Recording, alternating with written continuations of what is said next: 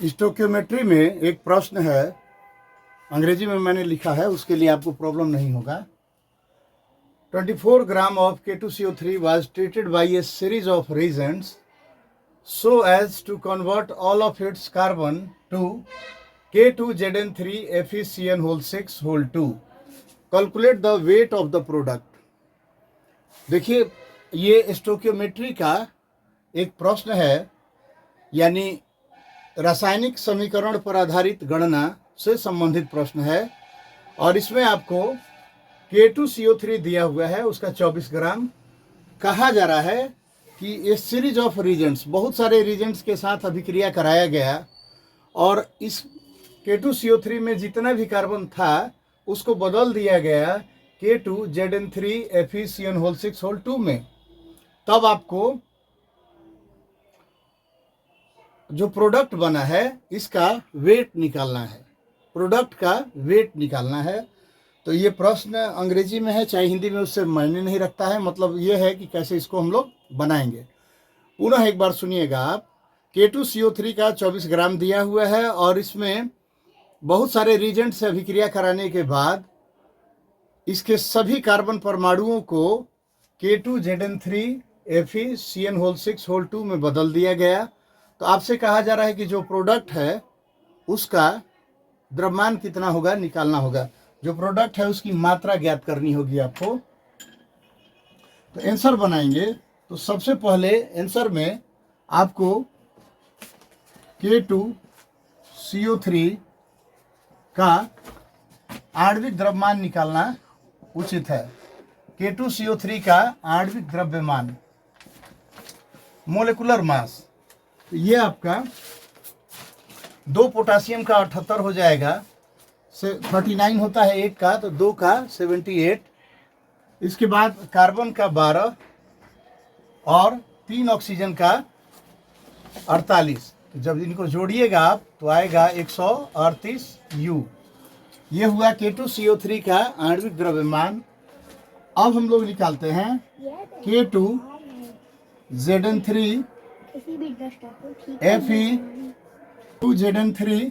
FeCN6 का आणविक द्रव्यमान निकालते हैं, का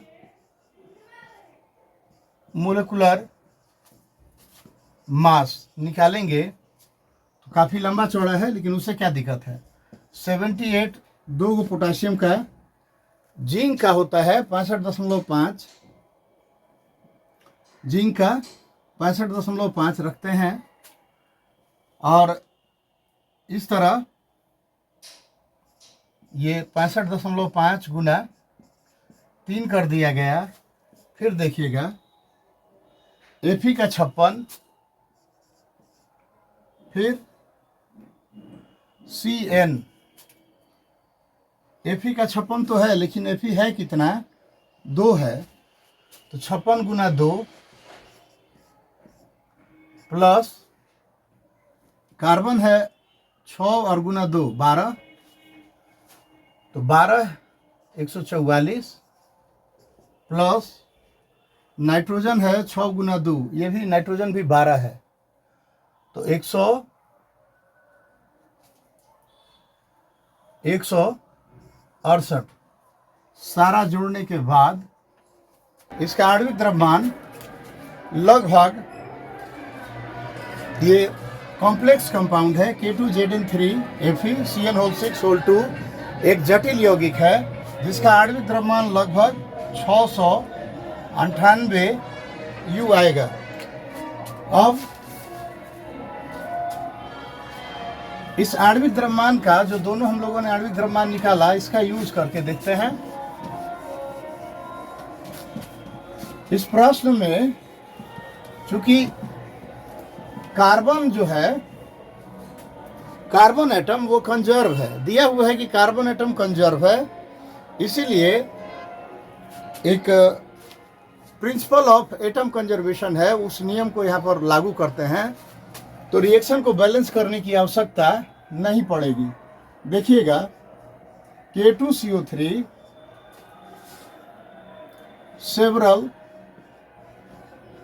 several स्टेप्स के बाद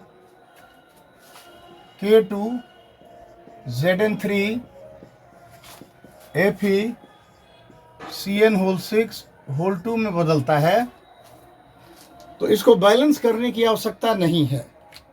प्रिंसिपल ऑफ एटम कंजर्वेशन लगाएंगे और इसको बैलेंस करने की आवश्यकता हम लोगों को नहीं पड़ेगी, क्योंकि कार्बन का परमाणु कंजर्व है। तो इसीलिए ध्यान से देखिएगा, number of mole of carbon in K2CO3 is equal to number of mole of carbon in K2Zn3 FeCN6 दोनों में कार्बन के जो मोल की संख्या है वो कंजर्व है, तो बराबर कर देते हैं। अब देखिएगा,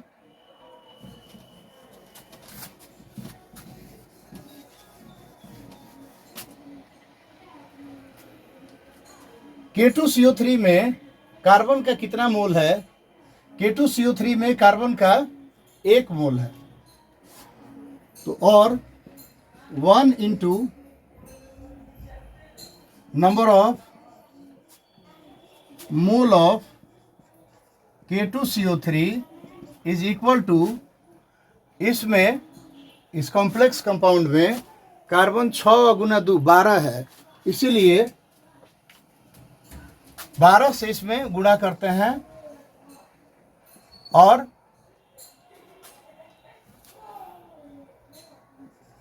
number of mole of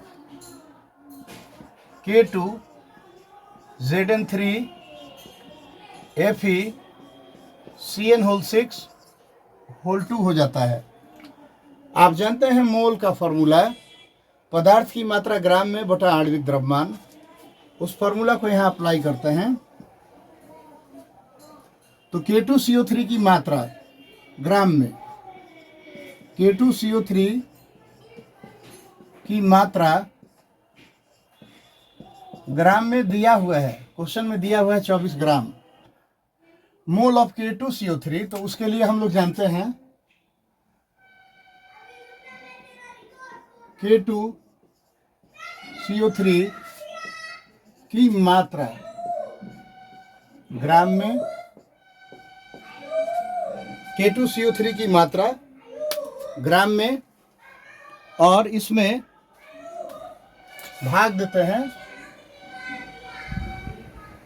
K2CO3 के आणविक द्रव्यमान से। K2CO3 का आणविक द्रव्यमान बराबर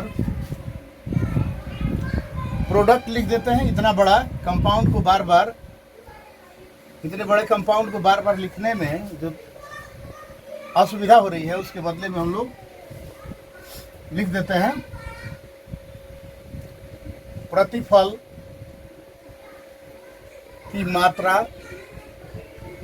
प्रतिफल यही है आपका K2Zn3 FeCN6 प्रतिफल है, एक जटिल यौगिक है, कॉम्प्लेक्स कंपाउंड है। अब भागा प्रतिफल यानी प्रोडक्ट का आणविक द्रव्यमान, और इसमें गुना है कितना से? 12 से गुणा है। अब या फिर प्रतिफल की मात्रा निकालेंगे, अमाउंट ऑफ प्रोडक्ट निकालेंगे, प्रतिफल की मात्रा अमाउंट ऑफ प्रोडक्ट। तो K2CO3 की मात्रा ग्राम में और प्रतिफल का आणविक द्रव्यमान गुना में आ जाएगा, यानी K2CO3 की मात्रा ग्राम में 24 ग्राम,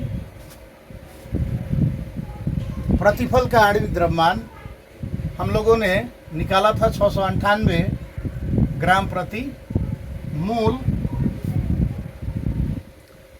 भागा K2CO3 का आणविक द्रव्यमान। K2CO3 का आणविक द्रव्यमान 138 ग्राम प्रति मोल, इसमें गुना है 12 से। इस प्रकार देखिएगा तो ग्राम प्रति मोल और ग्राम प्रति मोल जो मात्रक है वो कट जाएगा और जो भी आंसर आएगा वो आपका ग्राम में आएगा। इस तरह बिना समीकरण को संतुलित किए प्रिंसिपल ऑफ एटम कंजर्वेशन के द्वारा स्टोकियोमेट्रिक गणनाओं को संपादित किया जा सकता है और प्रतिफल का हम लोग अमाउंट निकाल सकते हैं। प्रतिफल का अमाउंट निकाल सकते हैं। ये आपका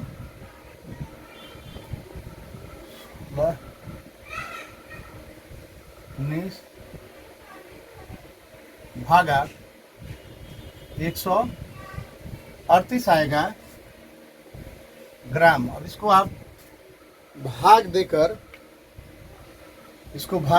आप आंसर ला दीजिएगा। 1396 बटा में 138 है तो ये 10 दशमलव